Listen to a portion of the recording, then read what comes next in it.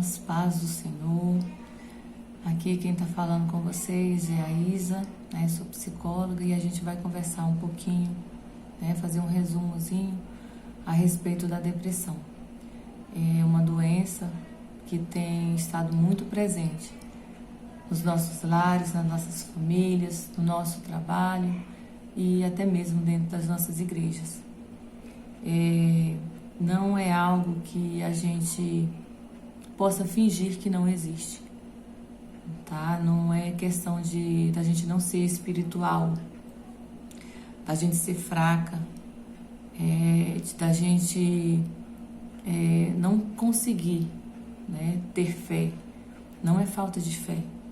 A gente entende que, né, e a ciência vem dizer que é uma doença, de fato, que afeta o nosso cérebro, né? Tem os aspectos hereditários, herdados, né, dos nossos familiares, tem os contextos que são adoecedores, tem situações do dia a dia que nos adoece, que adoece a nossa alma, o nosso espírito e também o nosso corpo. É real e ela tem tratamento, né? À medida que a gente não negue a sua existência. Então nunca houve, né, uma demanda tão grande por cuidados psicológicos como a gente está tendo hoje. E as previsões é que esses cuidados serão maiores, né, após, né, essa pandemia, né, que a gente está vivendo. Dentro do meio evangélico tem sido difícil ainda tratar de forma aberta esse tema, devido à vergonha, né? Muitos não conhecem, né, a respeito, sabem pouco, apesar de ser um tema que nas redes sociais, na internet, tem muita coisa. Só que na prática nós ainda não sabemos lidar com a pessoa isolada, com a pessoa tristonha, com a pessoa que tem problema de dormir, que tem uma tristeza além do normal. Porque, irmãos, sentir tristeza nesses dias, né, no viver, Jesus já falava que isso iria acontecer e que faz parte da vida do ser humano. Mas quando você está triste, você sabe o motivo do porquê você está triste e sabe que essa tristeza vai passar, né? Que ela tem um motivo e vai passar. Agora a depressão não. A depressão, ela vem, toma o seu prazer de viver, né, na sua alma, no seu espírito, e o seu corpo sente. Não é o corpo que sente primeiro. Primeiro quem sente é a sua alma e o seu espírito. Assim como diz na palavra do Senhor, né? Se o seu espírito se abater, né, a sua força vai se perder e você vai fraquejar nas lutas diárias que vão te aparecer. Então tem um campo de muito sofrimento, de muita tensão, de muita angústia, desespero. Essa dor na alma, ela é real. E muitas vezes quem está perto de você, o seu esposo, os seus filhos, o seu pastor, os seus amigos de trabalho, amigos do ambiente secular, não conseguem acessar essa dor, não conseguem visualizar o tamanho dessa dor, porque essa dor é sua, está dentro de você. E muitas vezes quem está sofrendo da depressão não consegue falar sobre, não consegue explicar o porquê. Porque ela não tem sentido, ela é tão ampla, ela pega toda a sua vida que você fica sem palavras para explicar. E aí muitas vezes a gente desiste, a pessoa desiste, que a pessoa que está adoecida, ela desiste de buscar socorro, né? Falando que esse socorro nem sempre é ofertado para essa pessoa. Não porque as pessoas não a amem, é porque as pessoas simplesmente têm medo e não conseguem lidar com essa situação. Então a depressão, ela é uma perturbação, uma conturbação de muitos pensamentos negativos na sua mente. Tem uma alteração bioquímica no seu cérebro. Por isso que em muitos casos é necessário medicação para ajudar essa pessoa, para dar ânimo e força para essa pessoa sair desse poço, sair dessa cova, sair dessa caverna, como Elias, né, ou como o profeta Elias. Em certa ocasião, ele entrou dentro de uma caverna por medo, né? Então, a gente vai ver que a depressão, ela afeta o homem em toda a sua esfera biopsicossocial. A gente vendo sobre os índices, né, da Organização Mundial de Saúde, o Brasil, minhas irmãs, hoje está no segundo lugar no mundo em questão de depressão.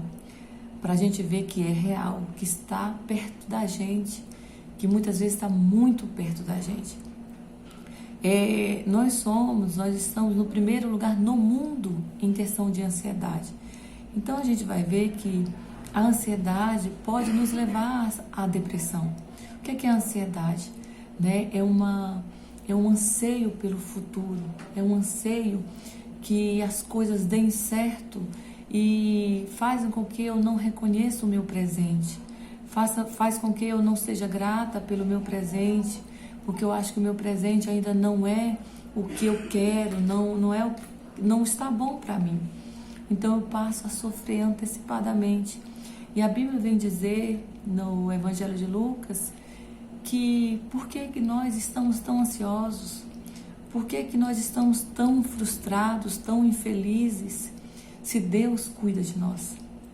Né? Então, o contrário da depressão é a gratidão, é a alegria, é a felicidade em estar bem com aquilo que nós temos. E a depressão, ela traz um excesso de passado, um excesso de algo que nos aconteceu, que nos fez mal e que a gente não consegue deixar para trás. Então, o que o Senhor nos convida é: filha, ressignifica esse passado doído, esse passado que te feriu tanto, nesses acontecimentos, e olhe o presente que eu estou te dando, a oportunidade das coisas serem diferentes. Né? Então, a gente vai ver que existem alguns fatores de risco que podem desencadear, não são deterministas, porque várias são as causas que podem provocar. Né? E alguém que já tem casos de depressão na família, né, nos antepassados, a probabilidade de você sofrer depressão, ela é maior. Não quer dizer que você vá, né, sentir a depressão, mas ela pode, né, em uma probabilidade maior, acarretar na sua vida.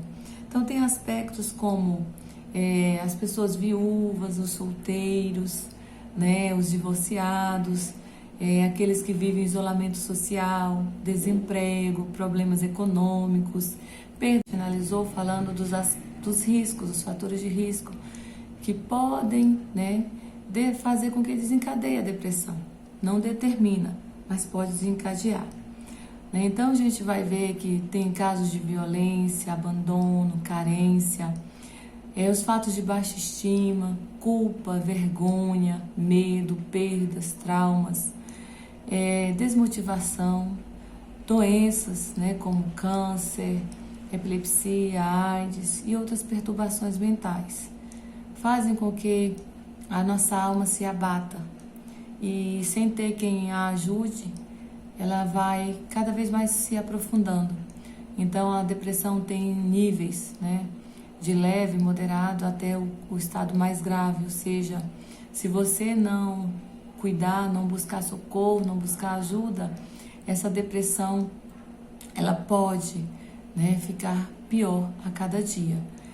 Nós sabemos que o nosso Deus, Ele pode curar, irmãos. Né? Ele pode curar a dor da nossa alma, todas as enfermidades, nosso Deus tem esse poder. Mas tem situações que Ele permite que a gente passe pelas mãos humanas, em forma de tratamento. Então, no tratamento da depressão, a gente tem a parte psiquiátrica, né? Em alguns casos que entra com a parte medicamentosa. Nós temos os psicólogos para fazer, né, entrar com o processo psicoterapêutico com você, com a sua família, com quem mais for necessário, para que você tenha uma vida abençoada. Né? Nós temos conselheiros, nós temos, né, os nossos pastores, nós temos amigos. Irmãos, qualquer fonte de socorro, ela pode ser útil, né, dentro desse processo de sofrimento. Não sofra sozinha, tá? Tem algumas expressões que nós utilizamos, né, quando estamos em momentos muito difíceis na nossa vida, que é estou morta, estou cansada, né? Então a gente vê que a mulher, né, hoje ela sofre mais depressão do que os homens, devido à sua questão hormonal, endócrina, devido à sua dupla, tripla, né, jornada de trabalho, que nós somos 1001 coisas ao mesmo tempo. Nós somos muitas vezes uma Marta, né, aflita com as coisas da vida, e muitas coisas sobrecarrega essa mulher virtuosa, né, que faz 1001 coisas ao mesmo tempo. E nós precisamos aprender a delegar, precisamos pedir ajuda, precisamos entender que nós não damos conta sozinha, que nós precisamos de apoio para que nós possamos vencer esses dias maus. Então reconheça, né, que você não está bem, caso você esteja, né, dentro de algum desses casos, dentro desses fatores, né, que a gente colocou aqui, né, procure ajuda. Né? Se você perdeu sua concentração, perdeu sua alegria, seu prazer de viver, se você tem apresentado mal-estares do corpo, né, taquicardia, dores abdominais, diarreia, tonturas, insônias, irritabilidade, minhas irmãs. É um dos fatores que a gente mais tem visto, são irmãs irritadiças, agressivas, hostis, né, tristonhas. Às vezes tem uma euforia, uma alegria fora de contexto, em outro momento estão hiper para baixo, né, sem graça, sem vigor, se sentindo feias, se sentindo não amadas, não queridas, não importantes, não valorizadas. Então ela passa a pensar e a sentir que não é nada, que não tem valor mais na vida. Então a gente entende que existem fatores que são fontes de vida e também são fontes de morte. Por exemplo, a família, às vezes, né, ela nos dá vida e às vezes nos fere para a morte. Assim as igrejas também, muitos irmãos, né, ferem uns aos outros e faz com que a gente entre nesse processo.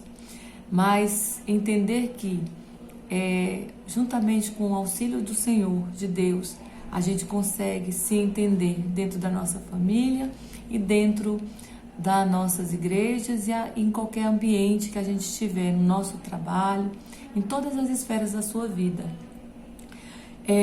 A ciência vem apontar que a espiritualidade é um fator de proteção. A espiritualidade influencia a gente na forma como lidar com os problemas, com o sofrimento, com o estresse, né, com todas as situações difíceis da nossa vida.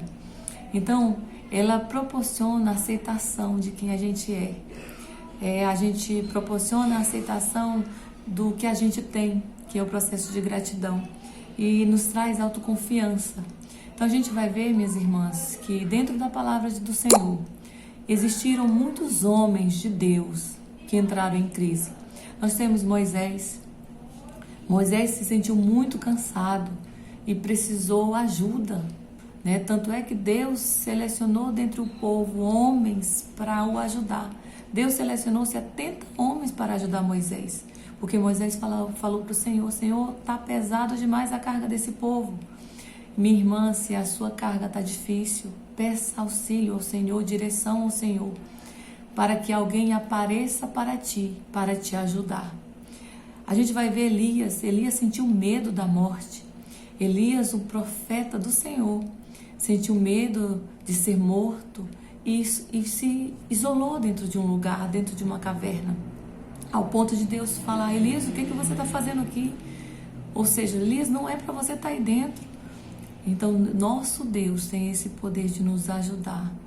Então, a gente vai ver Gideão falando para Deus que era incapaz de realizar aquele propósito que ele estava falando. Então, a gente, dentro do processo depressivo, você vai se sentir incapaz, sem valor, sem importância. E Deus provou para Gideão que Gideão era um homem valoroso, que era um homem forte. E você, minha irmã, vai na tua força, que Deus é contigo. A gente vai ver Jonas frustrado com Deus, porque Deus não estava fazendo aquilo que ele queria, que era destruir o povo de Nínive. E então Deus tratou com Jonas. Deus tratou com Jonas mostrando que ele é amoroso, que ele é misericordioso, que ele é compassivo, que ele é longânimo para socorrer quem precisa. A gente viu Paulo em 2 Coríntios 1:8, que ele disse que as aflições estavam tão grandes, a tribulação estava tão grande, que ele quase desesperou da vida. Minhas irmãs, então isso são fatos que nos mostram que homens e mulheres de Deus sofrem. Homens e mulheres de Deus passam por momentos de tristeza, de isolamento, de solidão, de se sentirem sozinhos. O próprio Jesus verbalizou que ele não tinha nenhum lugar, nenhum ombro para poder repousar a cabeça, né? Encostar a cabeça. Então a gente vai ver que o próprio Jesus se sentiu só no processo na crucificação. Ele procurou os seus discípulos e não encontrou apenas um, encontrou apenas João. E tanto é que Deus foi e falou: olha, João, cuida. Ele delegou os cuidados da mãe a João. Então, minhas irmãs, os processos de tristezas vão nos acontecer, mas fique firme, saia desse lugar, saia desse poço escuro e fundo, grite. Se você não tem mais força, sinalize, minha irmã, clame ao Senhor, mesmo gemendo, mesmo doendo a alma, mesmo rasgando o coração, clame ao Senhor, que Ele nos ouvirá, que Ele nos atenderá. Amém? E nós, irmãs, que você que nunca sofreu algo parecido, que não tem ninguém próximo a você que tenha sofrido depressão, seja esse ouvido atento, seja esse olhar amoroso para identificar do seu lado, porque tem, minhas irmãs, pessoas do seu lado que necessitam de você, para a gente poder socorrer, para a gente deixar de ser o segundo lugar no mundo em depressão, em ser o primeiro lugar no mundo em ansiedade. Vamos esperar no Senhor, que Ele vai conceder o desejo do nosso coração.